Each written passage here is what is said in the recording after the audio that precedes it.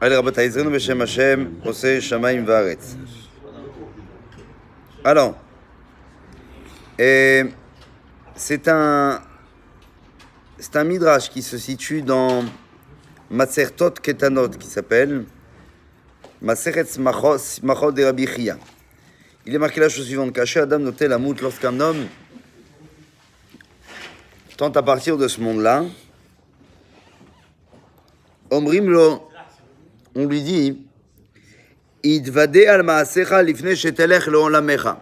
Pardonnez-moi, on fait le shiur, Leilou Nishmat Shimshon ben Bela Alouche.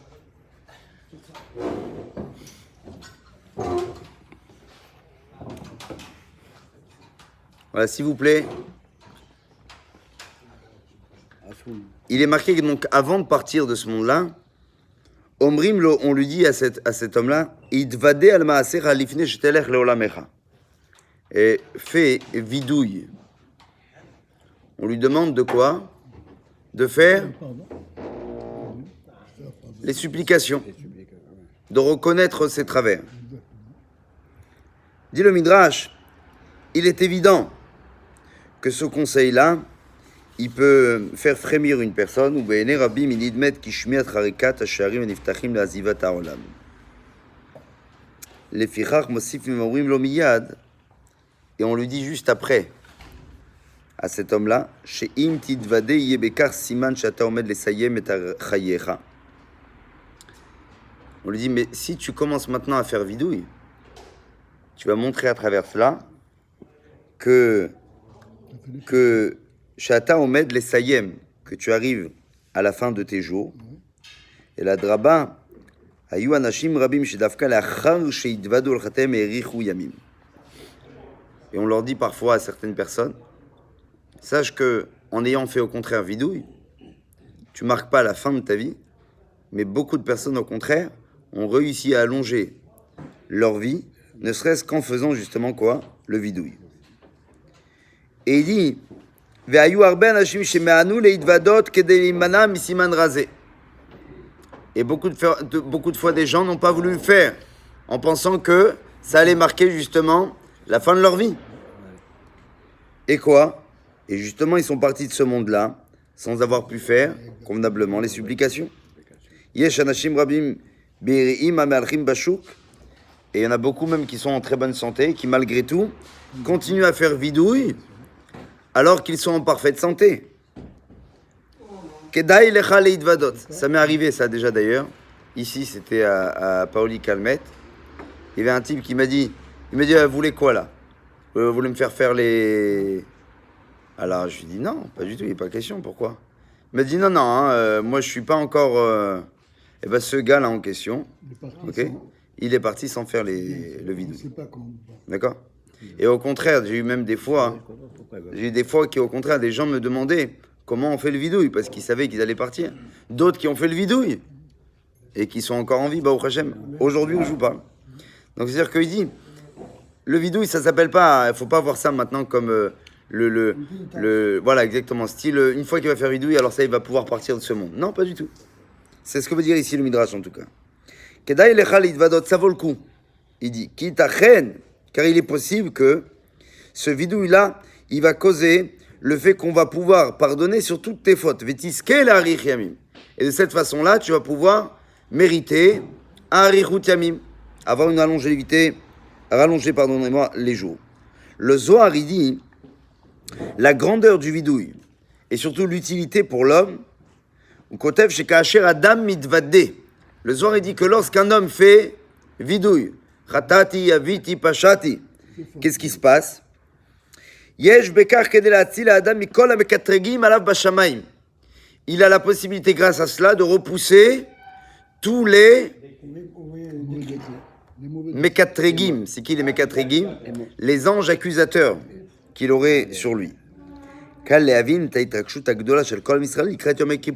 évident maintenant, on peut comprendre le ressenti, pardonnez-moi, des Béné Israël le jour de Kippour.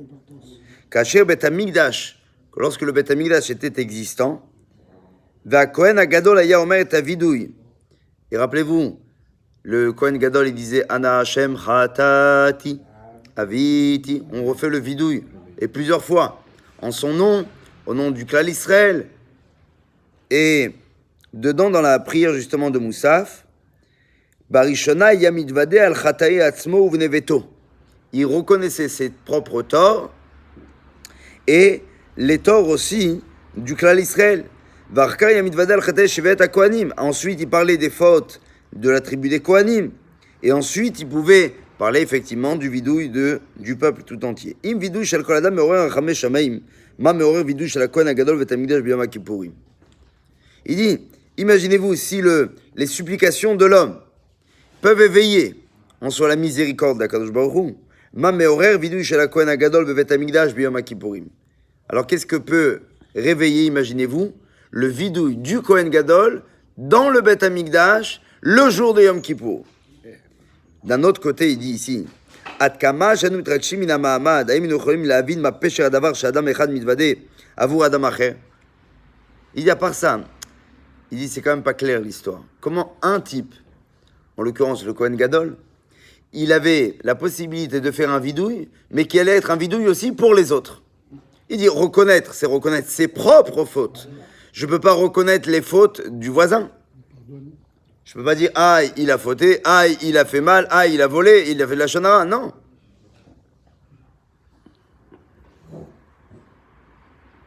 Il dit, הכהן הגדול היה דמות רוחנית גבוהה ותפילתו בקר כי עבודת הקודש שעשה בית המקדש הגיעה את הספים ופתחה שערי שמיים. Au moment où le Kohen Gadol faisait ses prières, c'était le moment où il y avait une sorte de comment on appelle ça, d'ouverture. Quelque part, il y avait comme une sorte de lucarne qui s'ouvrait dans le ciel afin justement d'accepter cette filote. C'est l'un des moments les plus extrêmes de Yom Kippour. C'est Avodat Kohanim pendant la partie du Moussaf. Et il dit Chesed atzum aseitenu aboré. Akadosh Baruch Hu nous a fait une grande bonté que quand un homme, Adam Maké al-Chet, nislach lo, que lorsqu'une personne tape sur le cœur, il est pardonné. Aval, mais comment le Kohen Gadol lui-même pouvait regretter pour les autres personnes? Comment ça marche?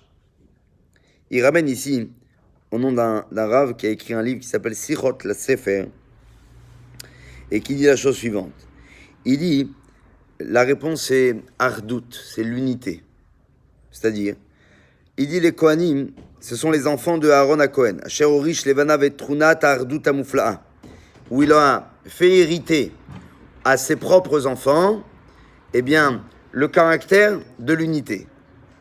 Et il dit, Leavi Shalom ben Adam lachavero, Velachen haKohen hagadol yachol bekoach ha'ardut echad lomar vidui avur Adam sheno makir.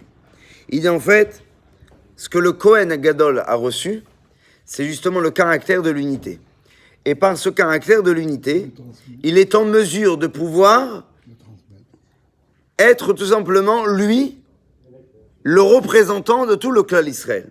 Quand le Kohen Gadol parle, c'est pas lui qui parle. C'est le Klal Israël entier qui parle en son nom.